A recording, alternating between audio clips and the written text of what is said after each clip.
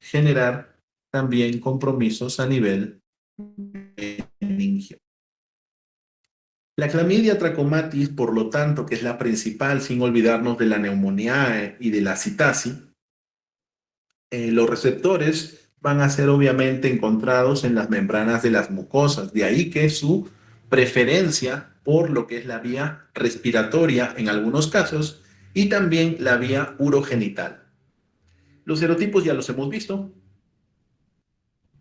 Entonces, ¿cuáles son los epitelios que son sus receptores principalmente de la clamidia trachomatis? Epitelio escamoso no queratinizado estratificado, que es la conjuntiva principalmente, por eso surge de ahí el tracoma. El epitelio no ciliado, columnar o cilíndrico, en donde está, vean, el cuello uterino y el endometrio. Cuando hay endometritis relacionadas a EPIs, traten de pensar en clamidia, doctores. A veces es el que genera también evitar que se implante y pérdidas de abortos consecutivos en el sexo femenino. Epitelio cuboide o columnar ciliado, tenemos el tracto respiratorio y las trompas de falopio. Por eso que les mencionaba un caso de una paciente que tuvo un absceso tubárico. Y el epitelio transicional, la uretra masculina, definitivamente es el epitelio en donde va a generar más estragos. En segundo lugar, es la conjuntiva. Y vamos a tener que también en el epitelio transicional se encuentra el recto y el sigmoides. Ahí están las localizaciones, esto no me voy a demorar, porque esto ya lo habrán visto y estudiado en microbiología. Vamos a ver que la patología de vía de ingreso son laceraciones o abrasiones por fricción y que sean mínimas. Bueno, porque si son mucho más abrasivas y lacerantes, definitivamente esa es la puerta de entrada para lo que es este microorganismo. Y vamos a ver qué genera la infección. Vean, no confiere inmunidad. Me puedo infectar por el mismo serotipo o por otro serotipo. Claro que sí. Vamos a ver que lleva a un mayor daño la reinfección. Injuria tisular. Antes de eso de la reinfección que genera más daño, es por eso que se quiere cortar la cadena y dar tratamientos. Y tratamientos adecuados, porque si no llevan a complicaciones que se podrían evitar. Volviendo a la injuria tisular, la destrucción, porque este es un parásito, perdón, esto es una bacteria, estamos hablando de la clamidia, hay un efecto destructivo de la célula una vez que es infectada. Vamos a ver que esa destrucción va a generar una persistencia de la inflamación. Y si eso ocurre, repito, ¿cuáles son los dos órganos principales? En el ojo, que es el tracoma, va a generar la ceguera, y en lo que es el aparato genitourinario, en este caso el varón, va a tener obviamente estrechamiento de la uretra y con los años lo más probable es que termine usando el varón una sonda Foley debido a que se estrecha o inclusive se puede obstruir la uretra y terminar, si es que no es posible una cirugía de lo que es la membrana, termina haciendo uso de una talla vesical, es decir, de un aparato a través de la región suprapúbica para poder drenar la orina.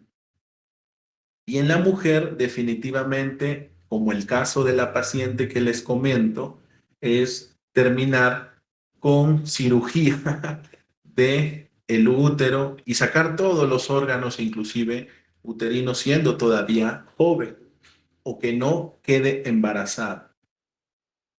Los cuadros y clínicos y el abanico ahí están mencionados.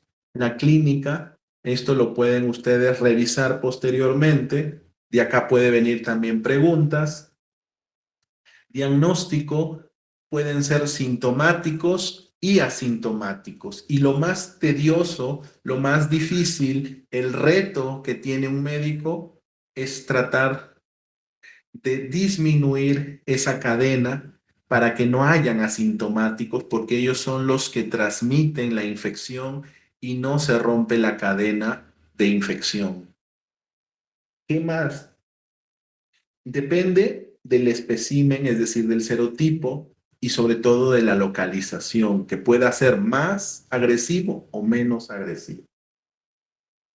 Entonces, se estima que el tercio de las muestras que se toman en la parte de las especialidades que atienden génito urinario masculino y femenino son inadecuadas, por eso no se identifican a estos gérmenes.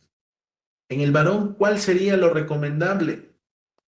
El hisopado uretral, ese es lo básico, pero es muy doloroso y la técnica también no es que todos los de laboratorio sepan utilizar y a veces en vez de tomar una adecuada muestra generan una lesión uretral en el paciente.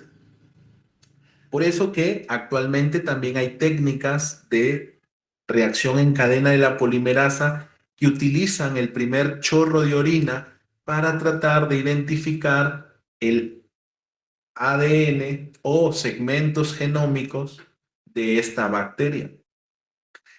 En cambio, en el sexo femenino, tal vez sea un poco más factible el hisopado. Sin embargo, también tiene que hacerse con cuidado, porque puede generar laceraciones, heridas en las paredes vaginales si es que se introduce, obviamente, el aparato para poder separarlo y poder ver el cuello uterino. Inclusive, sabiendo que también las lesiones pueden ser que el tejido esté muy lábil y generar con el hisopado también una mayor lesión. Entonces, vean que no es tan fácil hacer un diagnóstico y encontrar el agente etiológico. Ahora, también se puede utilizar el PCR en la secreción vaginal, pero no es tan recomendado debido a la microbiota que existe en esa zona, que puedes encontrar múltiples gérmenes y no necesariamente sean el agente etiológico que está generando, ¿no? La patología. Por eso también se tiene pro y contras en saber usar los métodos diagnósticos actuales. Ahora, si tengo en la lesión rectal y en la conjuntiva, se tienen que tomar hisopados con los cuidados y los protocolos para evitar mayor complicación o mayor laceración. Diagnósticos tenemos, por ejemplo, el IFI, que es la inmunofluorescencia indirecta, el inmunoensayo, que puede ser el PCR. Cultivos, como ven, es relativamente insensible debido a que la clamidia necesita un tipo celular para crecer, no es fácil encontrar el medio, y también por sus características tanto aerobias como anaerobias. Anticuerpos es limitado y es costoso. No todos los pacientes, y hemos visto que no hay un tiempo para que duren los anticuerpos y estos no transfieren, obviamente, inmunidad, como ya hemos mencionado. Tratamientos de primera línea definitivamente es la doxiciclina. Hay que ver que no, el paciente no tenga síntomas gastrointestinales o sobre todo gástricos, porque la doxiciclina es muy gastrolesivo e inflama las paredes del estómago y en vez de hacerle bien a nuestro paciente, le podemos despertar, empeorar o inclusive complicar una gastritis que ya tenga. Entonces hay que tomar decisiones. De ahí está la citromicina, 1 gramo en dosis única, que puede ser obviamente nuevamente dada en un tiempo, pero siempre y cuando, ahí abro un paréntesis, se trate también a la pareja, sin olvidarnos de que hay también resistencia a ambos antibióticos que se están mencionando. Entonces, doxiciclina 100 miligramos cada 12 por 7 días, ¿cierto? Si es una infección anogenital no complicada, o inclusive 14 días para aquella manifestación ganglionar a nivel inguinal, que son los linfogranulomas venéreos. Ahora, doctor, ¿se puede ampliar? Sí se podría ampliar, pero evaluando e individualizando cada caso. Doctor, ¿en las embarazadas podemos utilizar algún medicamento? Ya que se sabe que estas dos medicinas, que son consideradas de primera línea, no atraviesan la barrera hematoplacentaria.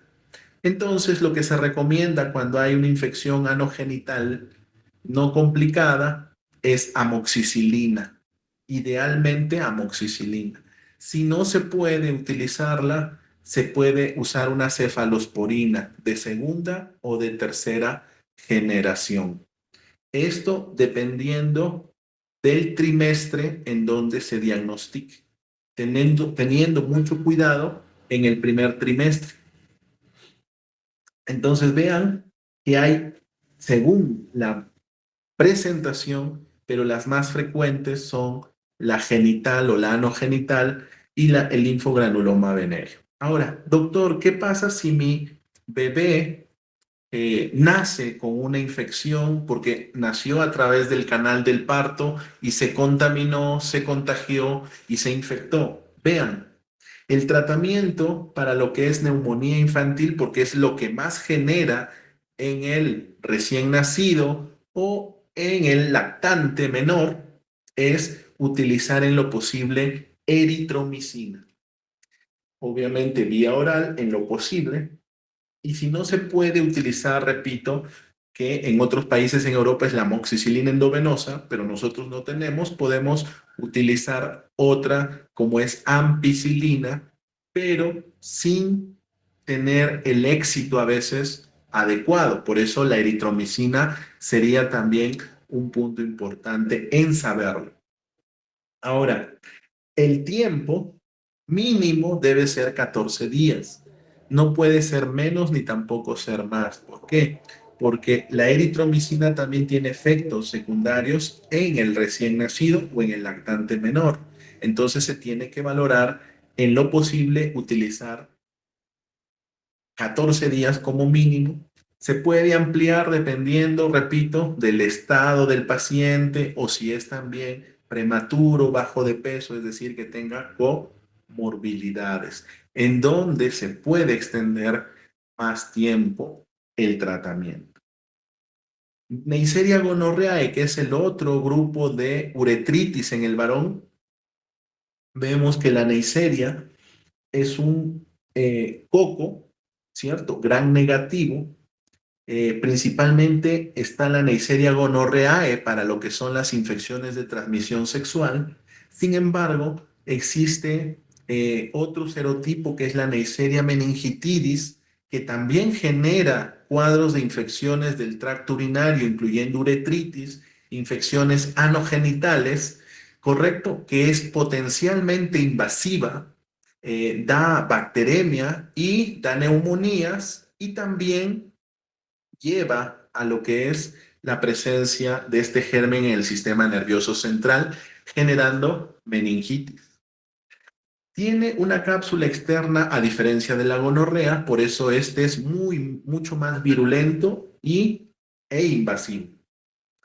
Vamos a ver que son diplococos que tienen pilis, como ven en la imagen. Esto les permite adherencia. Ahora se sabe que también les permite movilidad. Son oxidasa positiva, no olvidarse, esa es una característica propia de la Neisseria, oxidasa positiva. Epidemiología. Vamos a ver que es más frecuente en el sexo femenino de 15 a 19 años. Ojo, de 15 a 19 años, la Neisseria gonorrhoeae es colonizadora del aparato génito urinario femenino, independientemente si ésta tenga o no intimidad. Ojo.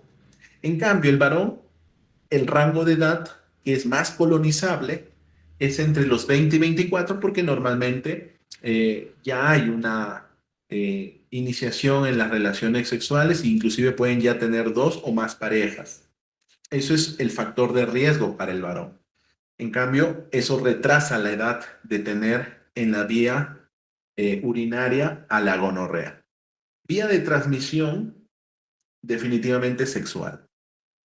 Vamos a ver que los reservorios, el 70% de las mujeres son asintomáticas. Y ahí, y sobre todo, repito, entre 15 y 19 años están colonizadas con gonorrea, independientemente si ya tuvieron o no relaciones sexuales. Y por eso es importante identificarlas, porque si tienen ya relaciones sexuales, generan el ascenso más rápido al cuello uterino y por ahí llegar también a lo que es el endometrio y las trompas de falopio.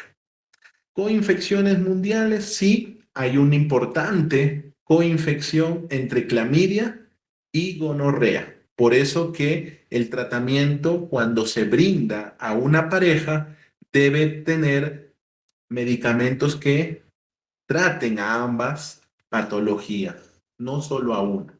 ¿Por qué? Porque es de 10 al 40% de coinfección de estas dos bacterias juntas. Bueno, sus factores de virulencia, no voy a detenerme ahí. Principalmente se puede mencionar que la gonorrea tiene la capacidad de pegarse, adherirse a los epitelios y de ahí atravesar la célula. Entonces, de ahí la importancia de la gonorrea y más aún de la gonorrea meningitidis, ¿no? Es la que genera más neuroinvasión. ¿Por qué? Porque tiene una cápsula. En cambio, la gonorrea es más localizada. Por eso no es tan invasiva, pero sí podría llegar a serla en pacientes inmunosuprimidos o comprometidos. Infección genital, bueno, también como hemos visto en la clamidia, correcto, que sus focos son a nivel ocular, a nivel anogenital, a nivel de las vías respiratorias, correcto, y también tendría la capacidad de diseminarse, pero sobre todo la meningitidis, vamos a ver que genera, aparte de la uretritis en el varón, conjuntivitis, proctitis, es decir, infección del recto, complicaciones, y también faringitis, sin decir la capacidad invasiva de la Neisseria meningitidis. Entonces, veamos a continuación, vean que en ambos sexos, sobre todo en el varón, vamos a tener la uretritis gonocócica, que es la secreción verdosa a través del meato urinario, la cual es constante y mancha la ropa interior del sexo masculino. En cambio, la mujer va a tener una cervicitis y esta va a ser de características blanco-amarillentas o inclusive blanco-verdosas. Pero en el cervix, ojo, recuerden eso. Y genera mucha enfermedad pélvica inflamatoria, al igual que la tricomona. Vamos a ver entonces la conjuntivitis, la proctitis, la faringitis. Es muy similar a la anterior, ¿correcto? Pero el bebé en este caso adquiere la conjuntivitis principalmente a través del parto de la vía vaginal. Ahora, si tienen actividad sexual, ¿cierto? Pueden tener conjuntivitis, claro, con las secreciones de la zona anogenital de su pareja. Y vean, la mayoría, la gran mayoría, son asintomáticos. Sobre todo, ¿quiénes? Faringitis y proctitis. Pero también hay conjuntivitis con mínimos síntomas y que se puede autolimitar también, pero eso va a depender del serotipo. La Neisseria gonorrhoeae tiene algo cuando se disemina, es algo muy particular para poder identificarlo, que es la artritis gonocócica. Y vean que puedes tener en la zona articular una lesión ampollosa purulenta o lesiones necróticas con bordes eritematosos. Eso es lo que caracteriza a veces en los miembros superiores o inferiores, que son las articulaciones, en esas zonas. Sin embargo, eh, cuando llega a la rodilla, es una artritis gonocócica monoarticular, mono, porque es uno, y le dicen saltatoria. ¿Por qué? Porque puede estar en una articulación, esta autolimitarse y después pasar a otra articulación de nuestro cuerpo. Por eso se le dice saltatoria. Perihepatitis de Fitzhugh-Curtis es muy característico de esta patología en forma crónica, es decir, avanzada. Y muchos cirujanos lo confunden con adherencias debido a un antecedente o no quirúrgico. Sin embargo, la gonorrea, esto a veces no se presenta frecuentemente, obviamente por un subregistro, por no llegar a un diagnóstico, pero es importante que lo tengan en consideración. El diagnóstico de la gonorrea, Neisseria gonorreae, el examen microscópico es por la tensión Gram. Ya les hemos mencionado que es un diplococo Gram negativo. Un Gram positivo, dice, se acepta como diagnóstico en varones, ojo, en varones, ojo, pero en las mujeres se necesita una prueba de PCR llamada NAP. Ojo, si es que salen Gram positivos, porque pueden salir en la tinción Gram. Bueno, estas son las diferentes muestras que pueden ustedes obtener dependiendo de la localización de la infección. Bueno, Neisseria gonorreae, bueno, esto ya no. En gestantes, por favor, ya que en la guía o en la norma que les hemos mostrado, mencionan utilizar como primera línea el ciprofloxacino o las quinolonas. Por favor, en gestantes no hagan eso. Se prefiere usar ceftriaxona actualmente, el ciprofloxacino como dosis única y la ceftriaxona también. Ahí están inicialmente 250. Después por el peso puede ser hasta 500 miligramos. Hay algunas guías que han actualizado. Hasta 1 gramo inclusive les pueden dar debido a la alta resistencia que hay en algunos países. Eso depende, repito, de la resistencia. O simplemente 1 gramo de acitromicina como dosis única. Sin embargo, recuerdo que mencioné que no atraviesa la barrera placentaria. En conjuntivitis, ceftriaxona o ciprofloxacino, obviamente intramuscular o vía oral respectivamente. En neonatos se prefiere ceftriaxona intramuscular. Sin embargo, un paréntesis, muchos neonatólogos dicen que no se debe de usar este medicamento debido a que genera una colestasis en el neonato o en el lactante menor. Sin embargo, ante la resistencia, punto 1 y 2, con estudios en pacientes de otras áreas geográficas como los europeos, ellos sí utilizan y recomiendan la ceftriaxona, pero sería valorar riesgo-beneficio en todo caso. También tenemos ampicilina, pero sin embargo la resistencia es alta. Infección gonocócica diseminada, ceftriaxona por 7 días. Si hay resistencia, podemos darle no cada 24, sino cada 12 horas. Lo malo es que sería intramuscular y eso genera incomodidad en los pacientes. Preferiría ser endovenosa, dependiendo, o utilizar otro medicamento que pueda ser una cefalosporina de tercera generación que se dé por vía oral, que sí existe. Gonorrea complicada, ya sea en el cérvix, en la uretra, en el recto. Definitivamente ceftriaxona. Vean, la ceftriaxona se utiliza para todo. Sin embargo, en esta paciente que ya ha recibido múltiples esquemas de tratamiento, ya era resistente a inclusive tenía una Escherichia coli adicional multidrogo resistente o BLE, también llamada. Entonces se tenían que utilizar otros medicamentos para tratar de ayudar a esa paciente. Vean que la guía es una guía, les orienta, mas no les da todo. Síndromes de ITS, ya la parte C, que es úlceras genitales, ya sea en varón o mujer. Vamos a ver a la sífilis, herpes y chancroides. Y también puede presentarse la donovanosis y el linfogranuloma venéreo, que ya hemos visto que es una variante de la clamidia trachomatis, que se da en ganglios de la zona inguinal.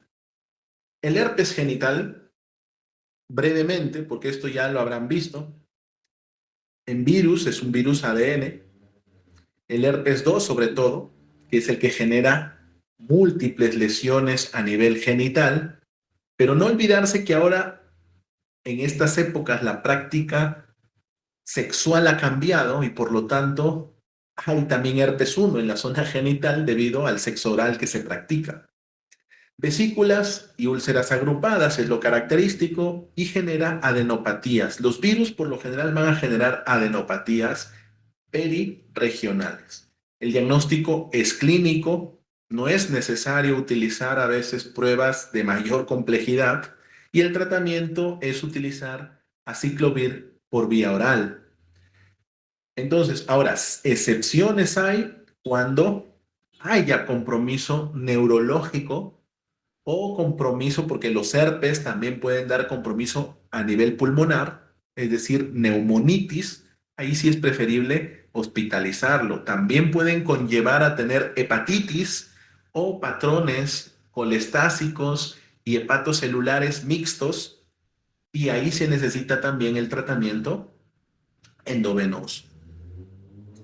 Chancroide es el Haemophilus ducreyi. Vamos a ver rápidamente que son cocobacilos gram negativos y son pleomórficos, como ven en la imagen, parecen hilos, parecen encadenitas, no son móviles hasta la fecha, se conoce eso. Anaeróbicos facultativos, son catalasa positiva y oxidasa positiva. No se olviden de esas características.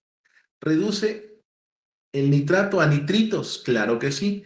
Por eso que cuando hay exámenes de orina y hay presencias de nitritos, sobre todo en el sexo femenino, hay que evitar o tratar de reducir que sean también la secreción vaginal que contamine la muestra de orina, porque podrían aparecer estos gérmenes. Bueno, ahí tenemos el Haemophilus influenzae, el Haemophilus ducreyi y otros que tienen varios tipos y subtipos eh, de, en estas especies. Y vamos a ver que el ducreyi principalmente es por contacto sexual, tiene sus pilis característicos de adherencia y tiene sobre todo lo que se le llama la toxina, ¿no? Que genera una inflamación a nivel epitelial. Entonces, y genera el chancroide. Eso no se olviden. Es prevalente en África, en la India y en América Latina. Vean, por eso que nosotros necesitamos conocer las infecciones de transmisión sexual. El Haemophilus ducreyi o Bacilo ducreyi es el agente causante del chancroide. Vamos a ver que tiene un periodo de incubación de 2 a 5 días. Coexisten lesiones satelitales y aquí es mucho más frecuente encontrar el signo de espejo. Ahí está, muy bien. Ese es típico, es una lesión típica, es una úlcera muy dolorosa, con bordes irregulares, ¿correcto? Y se le consideran úlceras sucias. Ojo, no vaya a venir en el examen esta partecita. Diagnósticos en el laboratorio, vean, se utiliza el agar chocolate, que muchos centros ya no lo usan, por cierto, prefieren usar PCRs, pero es interesante. Es de crecimiento muy lento, por lo tanto, fácil no es de poder identificarlo en un cultivo, y aparte, que esos cultivos se pueden contaminar por otros gérmenes de crecimiento más rápido y evitar que crezca y también no ser identificados. Vean, ahí está el Haemophilus influenza, por ejemplo, cuando hay crecimiento, cuando no hay crecimiento, y vamos a ver que el agar es muy importante. Si no tiene agar chocolate, no va a crecer su Haemophilus. Evidencia con relación al Haemophilus, acitromicina es un medicamento útil en terapia de dosis única, sí, pero se prefiere usar acitromicina 1 gramo, dosis única, y si no, ceftriaxona de 250, que en la mayoría de guías está, o en las actuales que están de 500 o hasta 1 gramo se pueden utilizar dependiendo de la resistencia en una zona geográfica determinada. Segunda línea o alternativos, ciprofloxacino y eritromicina. Entonces vemos que hay también alternativas, pero a veces también ya hay resistencias a la misma. La donovanosis, que es el granuloma inguinal, está dada por la Klebsiella granulomatis. La Klebsiella granulomatis son bacilos gram negativos, intracelulares, inmóviles, por lo general, aerobios y anaerobios facultativos. Pueden estar capsulados o no esporulados y son catalasa y citrato positivo. No olvidarse, producen gas, por cierto. Ahí están las diferentes Klebsielas. La más terrible es la Pneumoniae, definitivamente. Es la más difícil de eliminar. Después tenemos la terrígena oxitoca, que son las dos que a veces bien están presentes y a veces tienen genes de resistencia, también intrínsecos, al igual que la Klebsiella pneumoniae, y la Klebsiella granulomatis, que aparentemente hasta la fecha es inofensiva. Sin embargo, hay unos estudios en el Asia donde han demostrado que esta ya tiene una capacidad de resistencia a los antibióticos de primera línea. Considerarlo, por favor. Es prevalente en la India, ya les hemos dicho en el Asia, también en países de el África y sobre todo en Brasil, donde hay el mayor reporte de casos de Klebsiella granulomatis. Y Brasil está muy próximo a la frontera de la selva oriental peruana. Por ende, también en esas zonas hay mucha prevalencia de Klebsiella granulomatis, es decir, la donovanosis o granuloma inguinal. La vía principal es relaciones sexuales, tanto anales como vaginales. Vamos a ver que puede generar úlceras grandes, muy complicadas de manejar a veces en la atención primaria, pero si se detecta úlceras pequeñas, deberían tratar de darle un tratamiento inicial, pero siempre recomendando hacer derivadas a los especialistas. Lamentablemente, ginecobstetricia a veces no detecta este tipo de lesiones y se pueden complicar y ser pasadas como inclusive una fascitis necrotizante.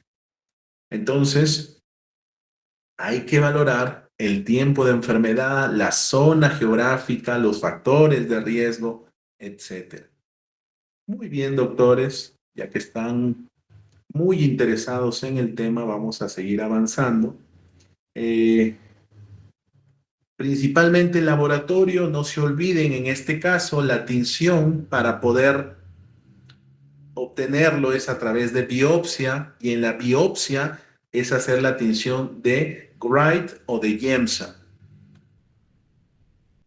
La citromicina es el tratamiento de primera línea y vamos a ver que en la segunda línea tenemos otros fármacos que no se deben de olvidar, que es doxiciclina, trimethoprim-sulfa, ciprofloxacino, ahora se puede usar también levofloxacino y eritromicina. Vamos a ver que los regímenes, es decir, doctor, ¿cuánto tiempo le puedo dar? Pues deben ser mínimo 21 días, no 7 días, no 14 días, mínimo 21 días. Ahora, lo puedo seguir dando hasta que desaparezca porque puedo tener lesiones muy extensas y demorar en la mejoría. Por supuesto que sí. Por lo tanto, tengo que seguir dando el tratamiento hasta que se cierre por completo la herida en estas heridas muy grandes, e inclusive una vez que hayan tenido o tengan epitelio, por favor, ya estén epitelizadas esas heridas, todavía debo de seguir dando hasta 3 semanas más. Vean que depende, repito, del número, del tamaño, hasta que se cierren, puedo dar el tratamiento. Inclusive hasta una vez que se vea la piel aparentemente sana, necesito darle 3 semanas más, ¿cierto? Hasta 3 semanas, perdón, hasta 3 semanas más el tratamiento que hemos elegido y que ha ido el paciente. ¿Puedo combinar dependiendo de la resistencia? También puedo combinar. Pero, por favor, se utiliza también biopsia. Y repito, Wright, tinción Wright o Yemsa son importantes en la biopsia para poder hacer el diagnóstico de esta Klebsiella granulomatis o la enfermedad de Donovan.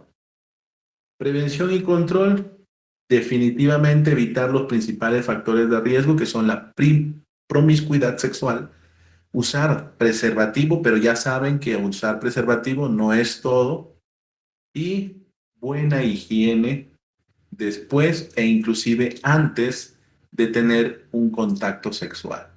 Muchas gracias, doctores. Espero que con esto quede ya listo para sus exámenes.